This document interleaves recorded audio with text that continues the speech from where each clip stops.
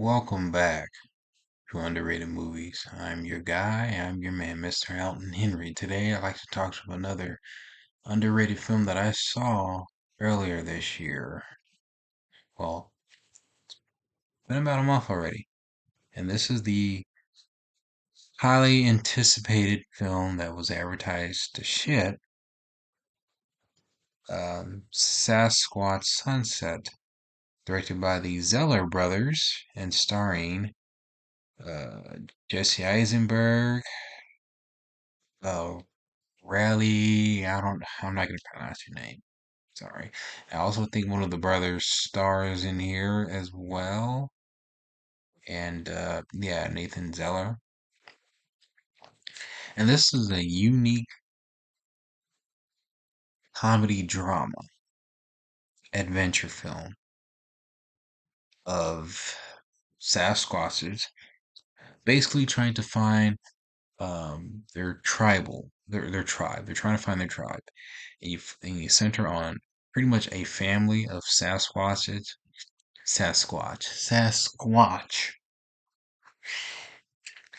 I can see I'm gonna have trouble pronouncing that.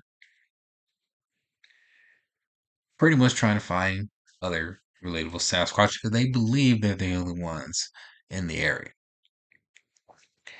The film doesn't have any dialogue at all for the duration. It's you're pretty much watching a strange National Geographic film for like 90 minutes. For like at least for like 90 minutes. And you have these actors who are covered in makeup. You don't know who's who, maybe by a little bit. And it's a very fascinating film. And it's one I could see not everybody's going to enjoy. I could tell this film's probably gonna be quite divisive. But I had a great time with it. What I really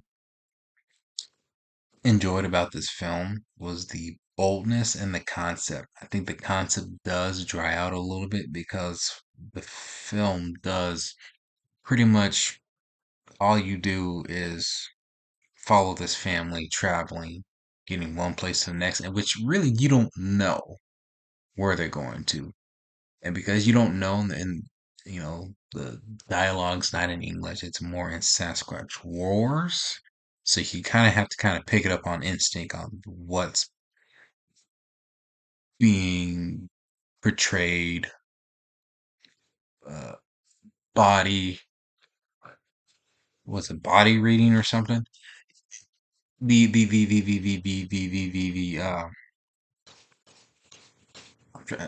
I'm stuck on it. Body language. Yeah, body language. Body language, you kind of have to pay attention to the body language of how these actors portray their characters and what they're aiming for, what their goals are. The main lead is the actress, Riley. I'm sorry, girl, I can't pronounce your name. I really can't. I had like boba, and I think that boba's making me itchy. Where she pretty much is in like some sort of tug of war between three males. There's three males and one girl. You have two of them pretty much trying to dominate, prove who is the alpha male, and I think the film is trying to predate the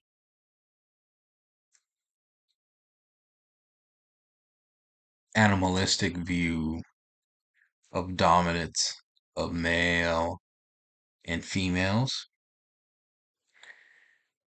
because there's some really weird, bizarre scenes and some interesting scenes that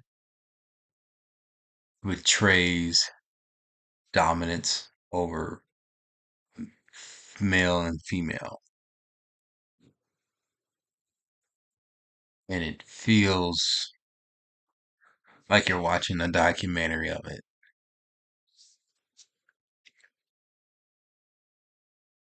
if that makes sense. It does feel slow at times because you don't know where the story is going, but it keeps you interested along the way. It does. Truthfully, a surprise, at least for me. The movie's set in four different chapters, and they're titled by the weather, not the weather, the seasons of the year: spring, summer, winter, fall, or yeah. And it's very, very unique where things kind of go to where I didn't expect it. I could tell you this is not going to be a film for everybody, but I did had a great time with this. I think this might be one of my top 10 movies, or will be one of my top 10 movies of the year, just because how uniquely different this film tries to be. It actually reminds me